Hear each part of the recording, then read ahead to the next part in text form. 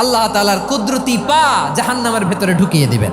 জাহান্নামের সবচাইতে হালকা আযাব হলো ওই ব্যক্তির আযাব যার পায়ে দুটো জাহান্নামের আগুনের জুতা পুড়িয়ে দেয়া হবে। ওই আগুনের উত্তাপে তার মাথার মগজগুলো ভাতের মারের মতো টপ টপ টপ টপ করে বেয়ে বেয়ে পড়বে।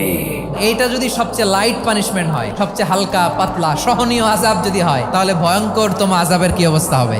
জাহান্নামের অবস্থা এত ভয়ঙ্কর হবে, জাহান্নামের ভেতরে লক্ষ লক্ষ কোটি কোটি কাফির মুশরিককে দেওয়ার পরেও জাহান্নাম বলবে হালমিম মাজিদ, আরো আছে নাকি, আরো দাও, আমার ক্ষুধা নিবারণ হয় নাই। জাহান্নামে তো উত্তপ্ত হবে, জ্বলন্ত হবে, ভয়ঙ্কর হবে। জাহান্নামের এক অংশ আরেক অংশকে খেয়ে ফেলবে। আল্লাহু আকবার। জাহান্নামের রক্ষী ফেরেশতারা কি করবে তারা নিজেরাও বুঝতে পারবে না। কোনো কিছুতেই যখন জাহান্নামকে শান্ত করা যায় না, আল্লাহ তাআলা তার কুদরতি পা জাহান্নামে ঢুকিয়ে দিবেন। দেওয়ার সাথে সাথে জাহান্নাম থেকে আওয়াজ আসবে, কাত বিইজ্জাতিকা ওয়া বিকারামিকা, আল্লাহ আপনার ইজ্জতের কসম, যথেষ্ট হয়েছে, আর লাগবে না। সুবহানাল্লাহ বলেন।